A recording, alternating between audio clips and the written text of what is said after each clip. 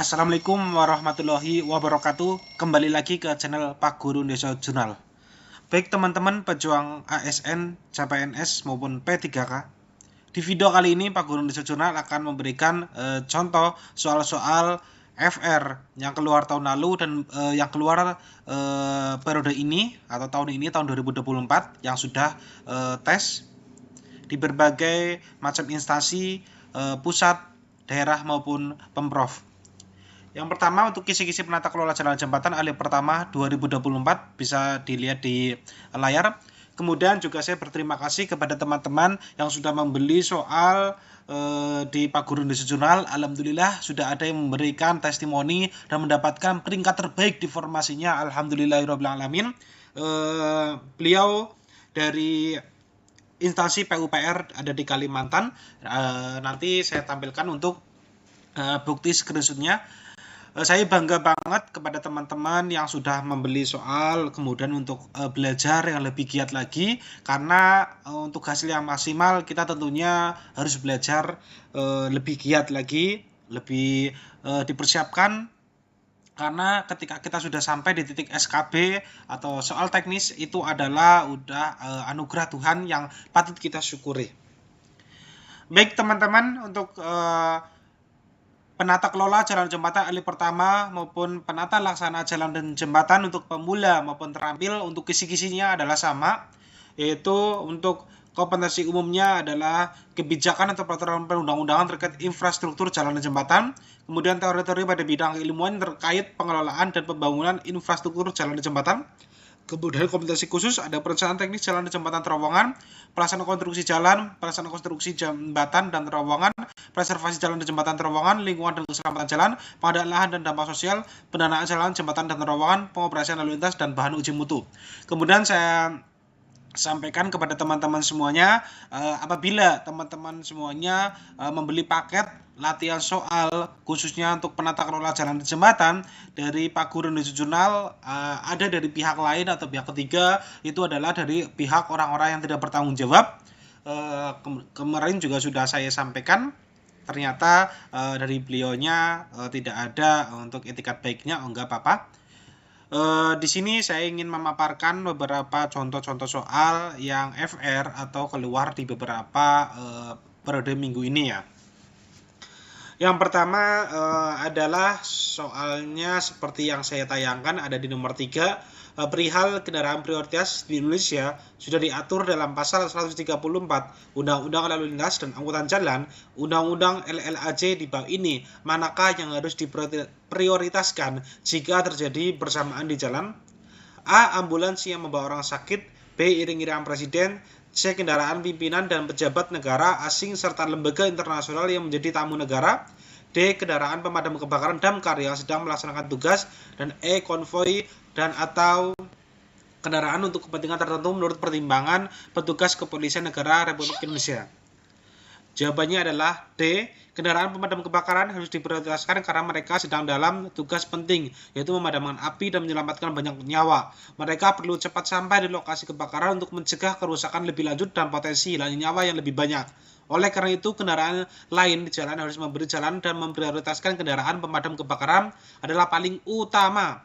Menurut pasal 134 Undang-Undang Lalu Lintas dan Angkutan Jalan, Undang-Undang LLAJ, kendaraan yang mendapatkan prioritas adalah yang pertama kendaraan pemadam kebakaran yang sedang melaksanakan tugas, kemudian kendaraan untuk pertolongan pertama pada kecelakaan, kendaraan untuk tugas kesehatan, kendaraan pimpinan dan anggota lembaga tinggi negara, kendaraan yang digunakan oleh Kepolisian Negara Republik Indonesia, kendaraan operasional Tentara Nasional Indonesia, dan ketujuh adalah kendaraan dinas pejabat negara lainnya yang ditetapkan oleh Kepolisian Negara Republik Indonesia. Kemudian soal-soal yang FR lagi, yaitu mengenai terowongan nomor 5. Terowongan yang dibuat untuk kepentingan lalu lintas air di kanal-kanal dan sungai-sungai yang menghubungkan satu kanal atau sungai ke kanal lainnya disebut dengan terowongan apa? A. Terowongan navigasi. B. Terowongan pejalan kaki. C. Terowongan jalan raya. D. Terowongan transportasi di tambang bawah tanah. Dan E. Terowongan perier. Jawabannya adalah A. Terowongan navigasi adalah jenis terowongan yang dibuat khusus untuk kepentingan lalu lintas air. Terowongan ini biasanya dibangun dengan kanal-kanal atau sungai-sungai dan berfungsi untuk menghubungkan satu kanal atau sungai ke kanal atau sungai lainnya. Pembangunan terowongan navigasi memungkinkan kapal dan perahu untuk berlayar melalui rute yang sebelumnya tidak dapat diakses atau sulit dijangkau. Dengan demikian, terowongan navigasi memfasilitasi transportasi dan perdagangan antar wilayah yang dilayani oleh kanal atau sungai tersebut. Terowongan navigasi dapat ditemukan di berbagai bagian dunia dan seringkali menjadi bagian penting dari infrastruktur transportasi suatu negara. Contoh terkenal dari terowongan navigasi tersebut, terowongan kanal Dumidi di Prancis dan terowongan Standard Gauge di Inggris. Oke teman-teman, saya tadi lupa untuk memberi informasi kepada teman-teman. Untuk teman-teman semuanya yang ingin membeli soal paket latihan soal penata kelola jalan di jembatan asli FR, teman-teman bisa klik tautan WA yang ada di kolom keterangan video ini. Kemudian soal yang FR lagi adalah soal nomor 8. Metode pembuatan terowongan yang dibuat dengan cara menggali sebuah trench pada tanah, kemudian dinding dan atap terowongan dikonstruksikan di dalam galian. Sesudah itu galian ditimbun kembali dan seluruh struktur berada di bawah timbunan tanah. Disebut juga dengan metode A. Underwater tunnel, B. External dead load, C. Rock tunnel, D. Soft ground tunnel, E. Cut and cover tunnel. Jawabannya adalah E. Metode pembuatan terowongan yang dibuat dengan cara menggali sebuah galian pada tanah, kemudian dinding dan atap terowongan dikonstruksikan di dalam galian, dan selanjutnya galian ditimbun kembali sehingga seluruh struktur terowongan berada di bawah timbunan tanah. Disebut juga dengan metode cut and cover tunnel atau terowongan cut and cover. Metode cut and cover tunnel adalah salah satu metode konstruksi terowongan yang relatif sederhana. Pada metode ini, sebuah galian dangkal digali di tanah, kemudian dinding dan atap terowongan dibangun di dalam galian tersebut. Setelah itu, galian ditimbun kembali dengan tanah sehingga seluruh struktur terowongan berada di bawah timbunan tanah. Metode ini biasanya digunakan untuk terowongan dengan kedalaman dangkal dan di area yang tidak terlalu padat. Metode cut and cover tunnel dapat diterapkan untuk berbagai jenis terowongan seperti terowongan jalan raya, terowongan kereta api, atau terowongan bawah air. Salah satu keuntungan metode cut and cover tunnel adalah kemudahan dalam konstruksi dan pengaturan ruang di dalam terowongan. Namun, metode ini juga memiliki kelemahan, yaitu adanya gangguan yang cukup besar pada permukaan tanah selama proses konstruksi. Soal yang FR lagi adalah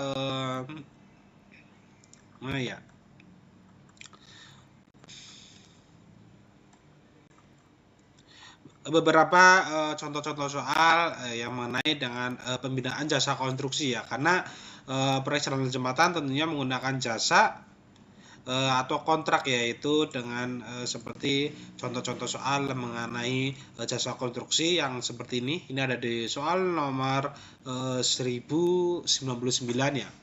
Organisasi perangkat daerah yang membidangi jasa konstruksi menerima pengaduan masyarakat sesuai dengan ketentuan peraturan perundang-undangan tentang pelayanan publik.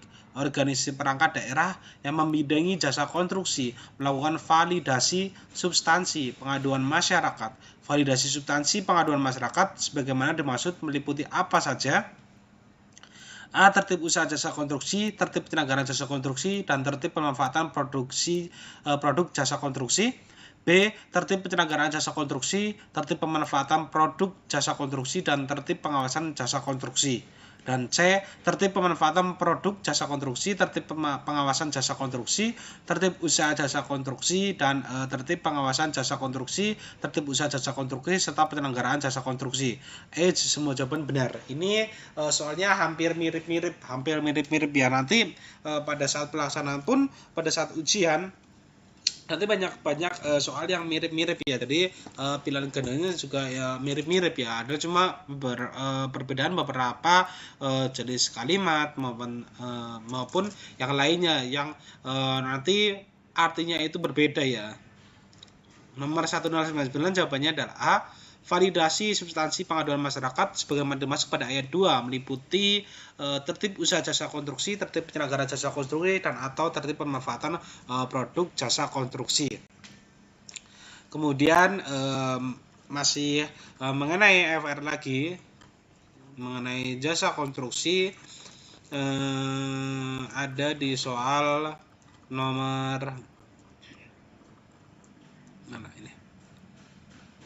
Ini 1050 ini adalah pemerintah pusat ya, kewenangannya ini juga beberapa tahun yang lalu juga keluar. Nah, kemarin juga ada FR misalnya, ini keluar juga untuk mencapai tujuan sebagaimana dimaksud dalam meningkatnya kompetensi, profesionalitas dan produktivitas tenaga kerja konstruksi nasional.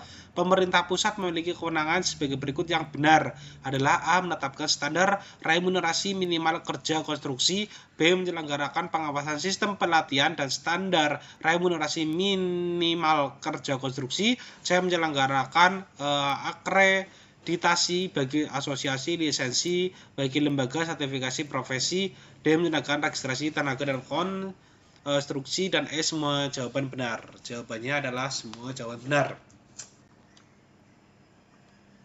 Untuk mencapai tujuan sebagaimana dimaksud dalam meningkatnya kompetensi, profesionalitas, dan produktivitas tenaga kerja konstruksi nasional, pemerintah pusat memiliki kewenangan sebagai berikut: mengembangkan standar kompetensi kerja dan pelatihan jasa konstruksi, memberdayakan lembaga pendidikan dan pelatihan kerja konstruksi nasional, menyelenggarakan pelatihan tenaga kerja konstruksi strategis dan percontohan, mengembangkan sistem sertifikasi kompetensi tenaga kerja konstruksi, menetapkan standar remunerasi minimal kerja konstruksi, menyelenggarakan pengawasan sistem pelatihan dan standar remunerasi minimal kerja konstruksi, menyelenggarakan akreditasi bagi asosiasi lisensi bagi lembaga sertifikasi profesi, menyelenggarakan registrasi tenaga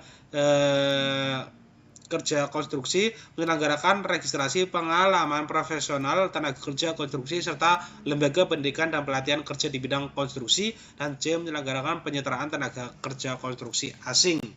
Dan K. Membentuk lembaga sertifikasi profesi untuk melaksanakan tugas sertifikasi kompetensi kerja yang belum dapat dilakukan lembaga sertifikasi profesi yang dibentuk oleh asosiasi profesi atau lembaga pendidikan dan pelatihan. Kemudian ada soal FR lagi yang lain. Nah, kita cari ya. Itu mengenai mana tadi?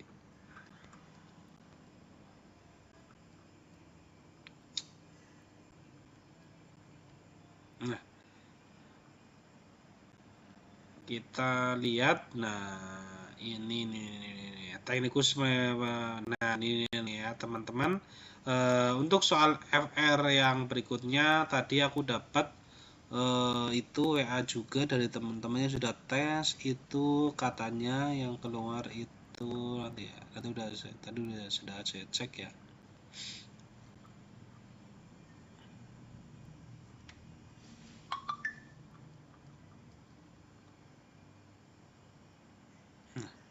Nah, ini berikut adalah pengertian dari pemeliharaan berkala jalan. Jadi ada rutin dan berkala jalan lain. Tadi jangan sampai ketika kita ditanya soal seperti ini kita tidak paham ya mengenai pengertian dari pemeliharaan berkala itu seperti apa ya. Berikut adalah pengertian dari pemeliharaan berkala jalan. A. Jenis pekerjaannya dilakukan seperti kegiatan pemeliharaan rutin. B. Kegiatan merawat serta memperbaiki kerusakan-kerusakan yang terjadi pada ruas-ruas jalan dengan kondisi pelayanan mantap. C. Kegiatan penanganan pencegahan terjadinya kerusakan yang lebih luas dan setiap kerusakan yang diperhitungkan dalam desain agar penurunan kondisi jalan dapat dikembalikan pada kondisi kemantapan sesuai dengan rencana. D. Kegiatan penanganan pencegahan terjadinya kerusakan yang luas dan setiap kerusakan yang tidak diperhitungkan dalam desain yang berakibat menurunnya kondisi kemantapan pada bagian atau tempat tertentu dari suatu ruas jalan dengan kondisi rusak ringan agar penurunan kondisi kemantapan tersebut dapat dikembalikan pada kondisi kemantapan sesuai dengan rencana. Dan E.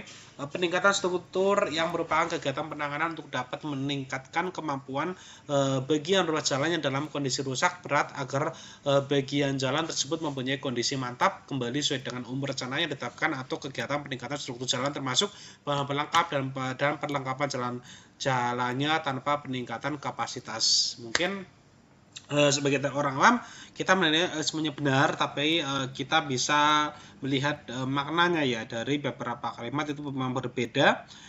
Jawabannya adalah C yang paling tepat. Kegiatan merawat serta memperbaiki kerusakan-kerusakan yang terjadi pada ruas jalan dengan kondisi pelayanan mantap merupakan pengertian dari pemeliharaan rutin ya.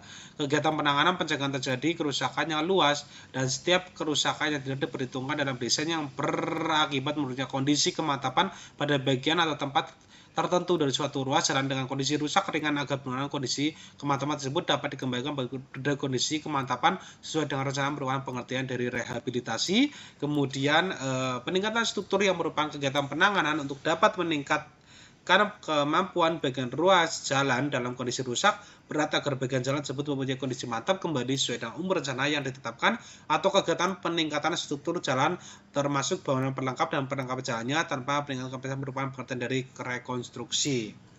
Jadi jawaban yang tepat adalah C ya. Untuk pemeliharaan berkala, kegiatan penanganan pencegahan terjadinya kerusakan yang lebih luas dan setiap kerusakan yang diperhitungkan dalam desain agar penurunan kondisi jalan dapat dikembalikan pada kondisi kemantapan sesuai dengan rencana. Mungkin itu aja teman-teman untuk teman-teman yang pengen membeli soal-soal dari penata kelola jalan dan jembatan, bisa dengan cara klik tautan WA yang ada di kolom keterangan video ini. Terima kasih. Wassalamualaikum warahmatullahi wabarakatuh.